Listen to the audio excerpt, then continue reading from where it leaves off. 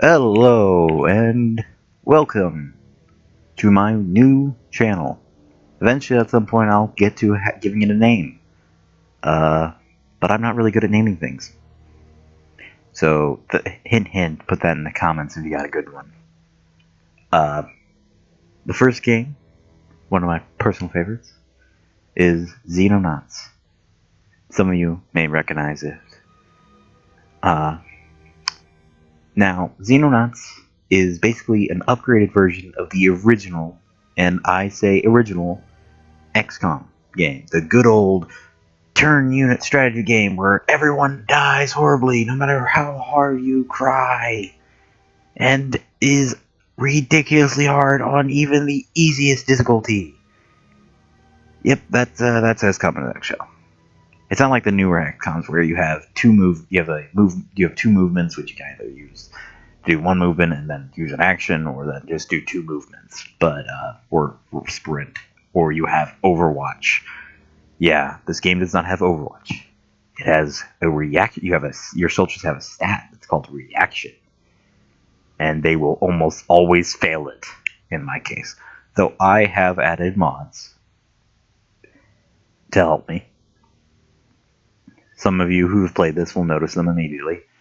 I'll try and point them out, but I have a few mods. The biggest one though is this is the community edition Xenonauts. It adds quite a few things. More lore. I think it adds fire in the hole, which basically means I can blow a hole in alien spaceships, which sounds awesome. To me, anyway. Maybe you people won't. Maybe you guys won't find that too cool, but to me, that's awesome. Sounds like it'd be really easier. Now, I'll stop talking about the game and I'll actually join it. I'll actually start one so you can see me die horribly faster. I'm gonna do veteran because some of you may call me a pansy. In fact, probably a lot of you will. But I'll say it right now. If you have played XCOM, then you know that veteran, hell, even easy, is really, really hard. Normal is really, really, really hard.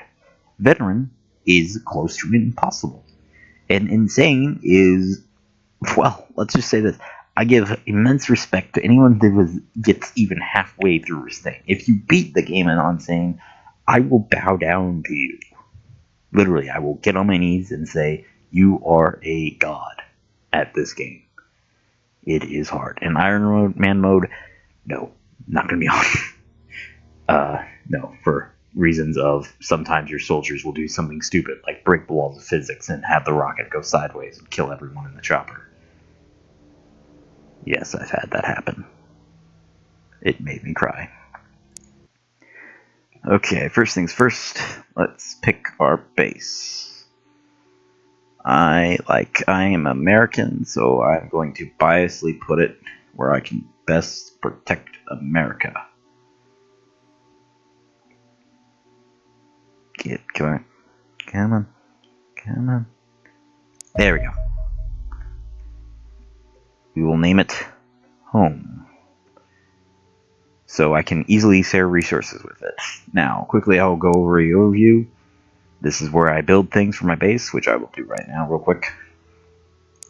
Living quarters, a garage to put my vehicles, 2 radars so I can see farther, a medical center to heal my inevitably heavily wounded troops, a workshop so people can build me things so I can use them to kill people, a research place so I can research things to build so I can use them to kill things, and I guess I'll go ahead and add another 2 hangars. Can't hurt. This is where I can get sciences. You notice that he does not like the idea of being under a commander,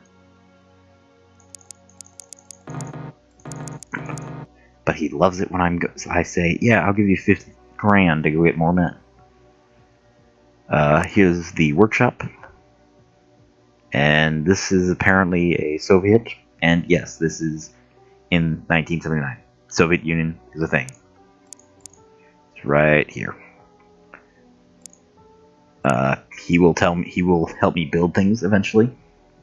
They will build me things like lasers, armor, better guns, better armor, like personal armor, not like tanks, and all sorts of nice, fun things that blow up everything else up.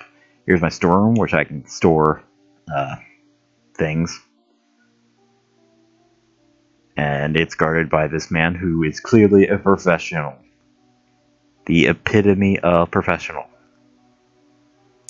And this is where I can hire soldiers or look at the ones I have. I can transfer them to other places. Of course, I don't have another base, so I can't do that. I can dismiss them, and why I would do that, I don't know. And this is the casual list. This was added to with the community edition, and knowing me, this is gonna get really long, really fast. Here's my troops. They're in the Charlie 1. 2 unassigned. Here, you'll notice some mods right away if you're played this before. I have a flamer. That's normally not in the game. I also have incendiary grenades, so I believe that was also incendiary rockets. I also believe that was a part of the community edition. The flamer was its own separate things.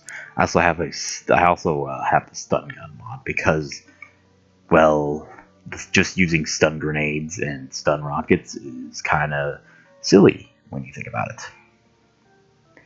Here's my garage, which I have no vehicles nor a garage. Here's where my aircraft are.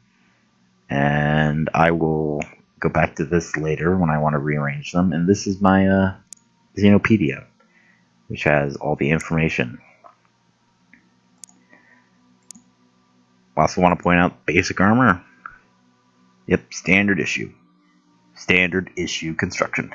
Helmet, standard issue jumpsuit, and standard issue belt. Yeah. It has 0 for everything. No good against kinetic, no good against energy, no good against incendiary, no good against chemicals. What good is this? Absolutely none. Here's all the base structures, and like the original, your bases will get assaulted. Often. Quite frequently, especially if you start actually being good at your job. They will assault you. They will make you bleed. They will make you cry. They will kick your ass. Such is life. Hopefully, and I do say hopefully, I won't have to deal with that for a while, because they will generally, even if you win, they will generally set you back, your base itself back, for a few weeks, depending on how much damage they do. And that is never fun.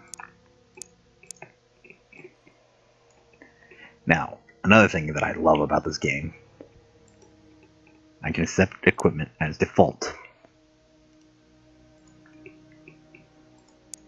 That right there saves me time, because now all of my new snipers and all of my new assaults will have that. Also, I can just do this.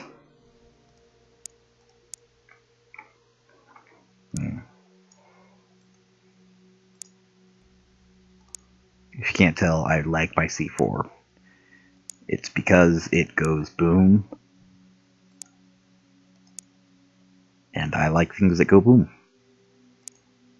Now you are going to be my flamer, which I don't think it has one of those. Fortunately, the specialist has the flame thing, but you're also going to be my flamer.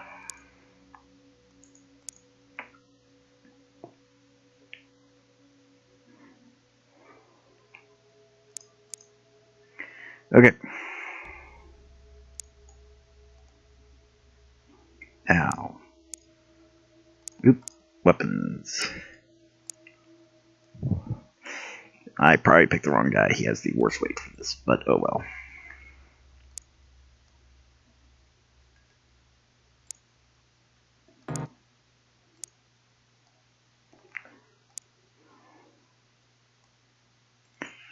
Okay, so you can't hold that much. You're probably useless.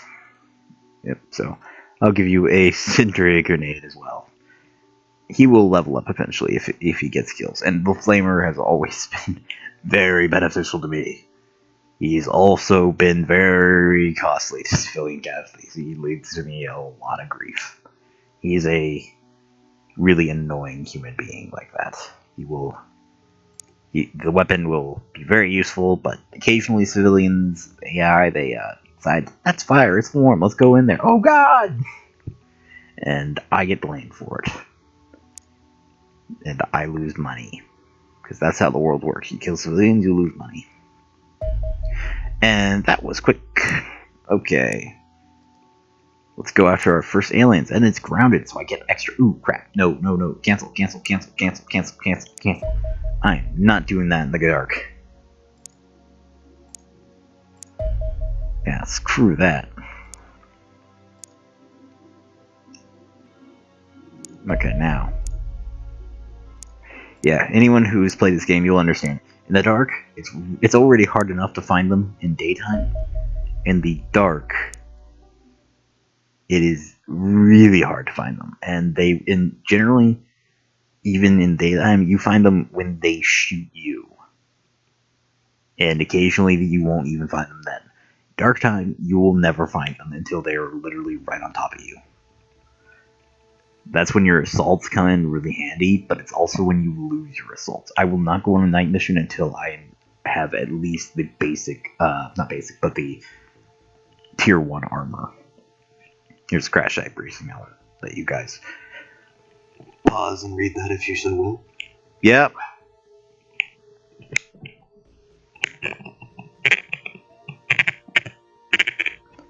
I have been called for KFC, so unfortunately I will have to leave. But I will leave. Crap, forgot to change this. I almost forgot to change the order. So bad. I'll deal with that later. Until next time.